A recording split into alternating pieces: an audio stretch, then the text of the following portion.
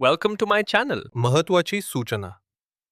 या व्हिडिओमधील सर्व माहिती केवळ शैक्षणिक उद्देशानं दिलेली आहे. ही कोणत्याही प्रकारची गुंतवणूक सल्ला नाही. गुंतवणूक करण्यापूर्वी कृपया स्वतःचा अभ्यास करा किंवा आपल्या आर्थिक सल्लागाराचा सल्ला घ्या. या व्हिडिओतील माहितीवर आधारित घेतलेल्या कोणत्याही निर्णयासाठी आम्ही जबाबदार राहणार नाही. धन्यवाद. एखादं महाकाय जहाज बांधायला साधारण 5 वर्षे लागतात, पण शेअर बाजार मात्र दर 90 दिवसांनी त्याचा हिशोब मागतो. हे थोडं विचित्रच आहे ना? द डीप डाईव्हच्या या नव्या सखोल विश्लेषणात स्वागत आहे. आज 17 मे 2026 आहे. हो, आणि आज आपण एका खूपच रंजक विषयावर बोलणार आहोत. कोचिन शिपयार्डचे आर्थिक वर्ष 26च्या चौथ्या तिमाहीचे निकाल, ज्याला आपण Q4 FY26 म्हणतो. अगदी बरोबर. आणि मी सांगते, जेव्हा मी हे आकडे पाहिले ना, तेव्हा मी खरंच थोडी गोंधळले होते. कारण पहिल्या दृष्टिक्षेपात ही आकडेवारी काहीशी परस्पर विरोधी वाटते. म्हणजे काही आकडे खाली गेले आहेत, तर काही अचानक खूप वर गेले आहेत. हो, ते नक्कीच चक्रावून टाकणार आहे. यातली सर्वात आकर्षक गोष्ट म्हणजे या निकालांकडे बघण्याचे ना 2 अगदी वेगळे दृष्टिकोन आहेत. एक म्हणजे वार्षिक दृष्टिकोन आणि दुसरा म्हणजे अगदी मागील तिमाहीचा. दोन्ही खूप वेगळी चित्र दाखवतात. होय ना? ठीक आहे, आपण हे थोडं उलगडून पाहूया. कारण आज आपल्याला नुसते आकडे नाही वाचायचे. नक्कीच. त्यामागचं कारण काय आहे हे शोधायचं आहे. तर सर्वात आधी आपण या वार्षिक आधारावरील जो विरोधाभास आहे ना, त्याबद्दल बोलूया, ज्याला इयर ऑन इयर पॅराडॉक्स म्हणतात.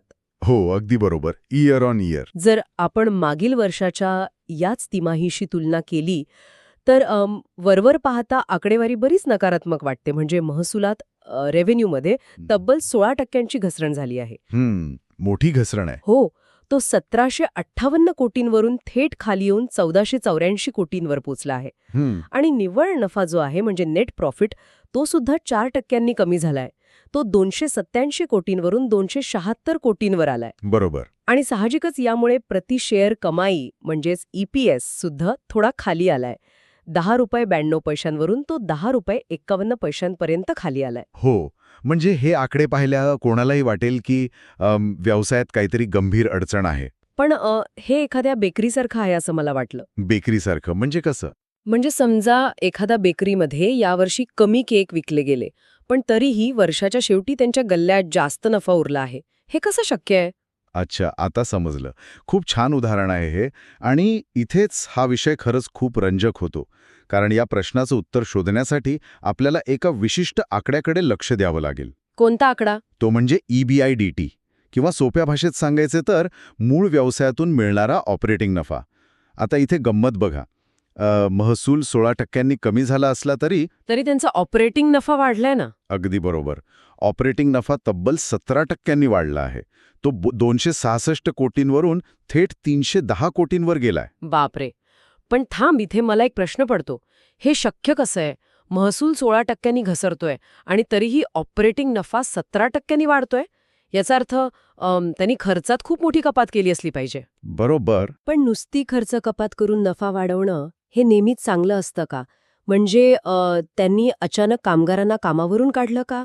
किंवा R&D आणि पायाभूत सुविधांचा खर्च कापला का? कारण तसं असेल तर ते भविष्यासाठी घातक ठरू शकतं. हां, खूपच रास्त आणि महत्त्वाचा प्रश्न आहे. कारण बऱ्याचदा कंपन्या ताळेबंद चांगला दाखवण्यासाठी अगदी हेच करतात. ते भविष्यातील गुंतवणुकीला कात्री लावतात. पण कोचिन शिपयार्डच्या बाबतीत तसे झालेले नाही. अच्छा, मग त्यांनी नक्की काय केलंय? इथे आपण ज्याबद्दल बोलत आहोत ती आहे कार्यात्मक कार्यक्षमता, ज्याला ऑपरेटिंग इफिशियन्सी म्हणतात. हे समजून घेण्यासाठी आपल्याला जड उत्पादनाच्या किंवा हेवी मॅन्युफॅक्चरिंगच्या अर्थशास्त्रात थोडं डोकवावं लागेल. जेव्हा एखादी कंपनी जहाजे बांधते तेव्हा त्यांचा सर्वात मोठा खर्च हा कच्च्या मालावर असतो, विशेषतः स्टीलवर आणि अर्थातच कुशल मजुरीवर. आणि या गोष्टींचे भाव तर बाजारात सतत बदलत असतात ना. तंतोतंत. जेव्हा महागाई वाढते तेव्हा या निश्चित किमतीच्या म्हणजे फिक्स प्राईस करारांवर काम करणाऱ्या कंपन्यांचे मार्जिन एकदम धोक्यात येते. पण इथे कंपनीने काय केलं तर आपल्या पुरवठा साखळीवर किंवा सप्लाय चेनवर अतिशय उत्तम नियंत्रण मिळवले आहे. म्हणजे त्यांनी खर्च वाचवला, पण योग्य ठिकाणी. हो, प्रकल्पांची अंमलबजावणी संथ झाल्यामुळे किंवा या तिमाहीत बिले कमी निघाल्यामुळे महसूल घटलेला दिसतोय. पण जेवढे काम झाले ना ते अत्यंत कमी अपव्यय करून म्हणजे कमीत कमी वेस्टेज करून झाले आहे. अच्छा. त्यांनी प्रक्रियेतील त्रुटी कमी केल्या, ड्रायडॉकचा वापर अधिक कार्यक्षमतेने केला आणि त्याचाच थेट फायदा त्यांच्या ऑपरेटिंग नफ्यात दिसून येत आहे. ही शाश्वत कार्यक्षमता आहे, केवळ आकड्यांची जुळवाजुळव नाही. खरंच हे ऐकल्यावर ना मला एका वेगळ्याच उदाहरणाची आठवण येते.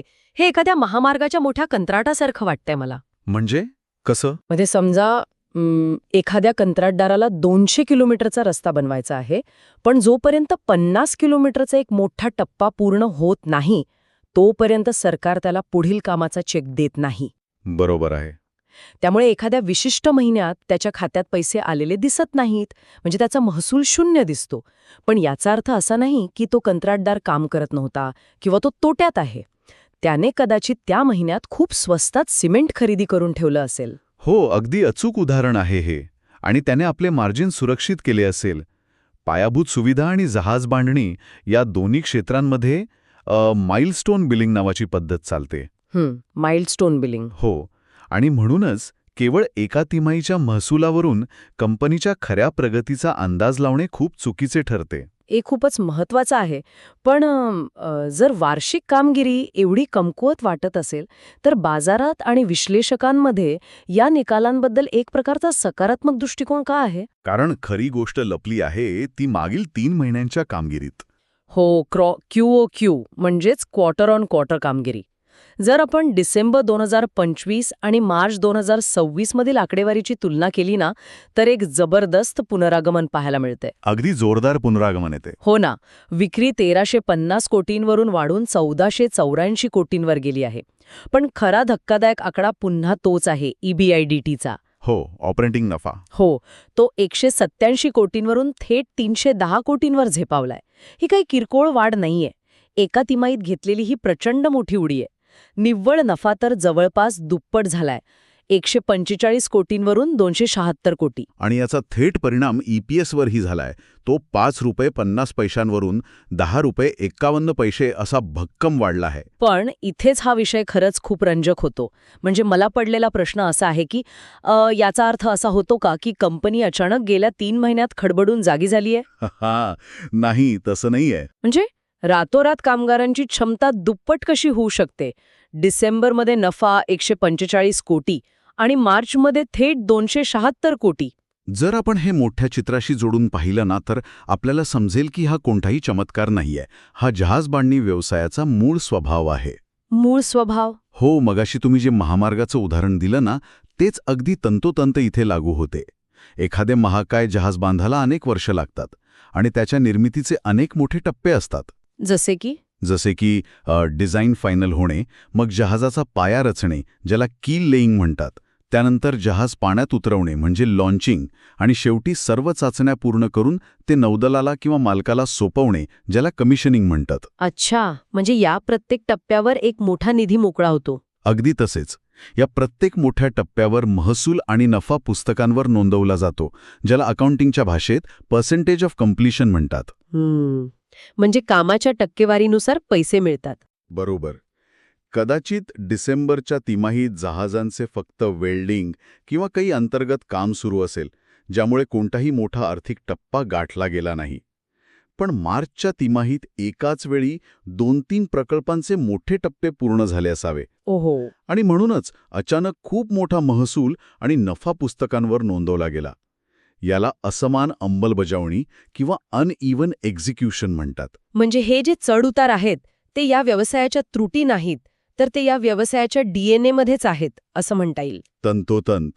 मागील तिमाहीच्या तुलनेत झालेले हे दप्पट नफ्याचे पुनरागमन म्हणजे कंपनीने अचानक काही जादू केली असे नाही, तर या तिमाहीत प्रकल्पांचे महत्त्वाचे टप्पे पूर्ण झाले आणि सर्वात महत्त्वाचे म्हणजे कंपनीने अत्यंत उत्तम अंमलबजावणी करून उत्तम नफाक्षमता परत मिळवली आहे. हे चित्र आता अधिक स्पष्ट होत आहे.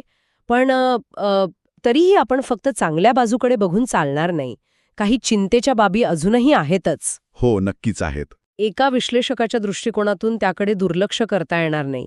जसं की वार्षिक आधारावर महसुलातील वाढ अजूनही कमकुवतच आहे. आणि दुसरी गोष्ट म्हणजे निव्वळ नफ्याची वाढ ही ऑपरेटिंग नफ्याच्या वेगाशी मिळती जुळती नाहीये. हे तुम्ही अगदी बरोबर हेरलत. अगदी बरोबर. चिंतेच्या बाबी नक्कीच आहेत, पण त्याच वेळी कंपनीकडे काही अत्यंत भक्कम सकारात्मक ट्रिगर्स देखील आहेत जे भविष्यातील दिशा ठरवतात. आणि या सकारात्मक ट्रिगर्समध्ये सर्वात मोठी भूमिका नक्कीच त्यांच्या ऑर्डर बुकची असेल ना? होय, पहिली आणि सर्वात महत्त्वाची गोष्ट म्हणजे त्यांच्याकडे असलेली भक्कम ऑर्डर्सची रांग. जहाज बांधणी आणि जहाज दुरुस्ती या दोन्ही व्यवसायांमध्ये कंपनीकडे भरपूर काम प्रलंबित आहे. आणि यात एक चांगला समतोल आहे. म्हणजे काही व्यावसायिक जहाजे आहेत तर काही अतिशय गुंतागुंतीची संरक्षण क्षेत्रातील जहाजे आहेत. पण इथे एक अडचण असू शकते ना? म्हणजे मी विचार करत होते की व्यावसायिक जहाजे बनवणे आणि नौदलासाठी युद्धनौका बनवणे यात खूप फरक आहे. संरक्षण क्षेत्रातील करार खूप वेळखाऊ असतात, त्यात अनेक परवानग्या असतात, लाल फितशाही असते, तांत्रिक बदल सतत होत असतात. हो, हे खरंय. मग याचा त्यांच्या महसुलावर आणि वेगावर परिणाम होत नाही का? हा एक अतिशय वैध मुद्दा आहे आणि म्हणूनच व्यवस्थापनाचे जे भाष्य आहे त्यात त्यांनी एक गोष्ट स्पष्ट केली आहे. त्यांचे पूर्ण लक्ष आता कार्यात्मक कार्यक्षमता वाढवणे आणि असलेल्या प्रकल्पांची जलद अंमलबजावणी करणे यावर आहे. म्हणजे जे हातात आहे ते लवकरात लवकर पूर्ण करणे. बरोबर. आणि संरक्षण व सागरी क्षेत्रावरील सरकारचे सध्याचे लक्ष पाहता हे अतिशय महत्त्वाचे ठरते. कोणत्याही देशाचं सरकार जेव्हा सागरी सुरक्षेवर आपला खर्च वाढवते तेव्हा त्याचा थेट फायदा कोचिन शिपयार्डसारख्या प्रस्थापित कंपन्यांना होतोच. हो, कारण त्यांच्याकडे ती जहाजे बांधण्याचं तंत्रज्ञान आणि अनुभव आहे. अगदी. आणि या व्यतिरिक्त निर्यात वाढवण्याच्या संधीसुद्धा आहेत. जर आपण व्यवस्थापनाच्या भूमिकेचं सार पाहिले ना तर ते अतिशय स्पष्ट आहे. कमी महसुलातही सुधारलेले मार्जिन हे व्यवस्थापनाच्या प्रभावी खर्च नियंत्रणाचे द्योतक आहे. म्हणजे ते फक्त नवीन ऑर्डर्सच्या मागे धावत नाहीत तर खर्चावरही लक्ष ठेवून आहेत. हो, ते फक्त महसूल किती वाढतोय यावर अवलंबून नाहीयेत. जो पैसा येतोय त्यातून जास्तीत जास्त नफा कसा सुरक्षित ठेवायचा यावर त्यांचं काम चालू आहे. कच्च्या मालाचे दर वाढले तरी त्यांनी मार्जिन टिकवून ठेवले आहे, हे खूप मोठं यश आहे. तर या सगळ्याचा नेमका अर्थ काय?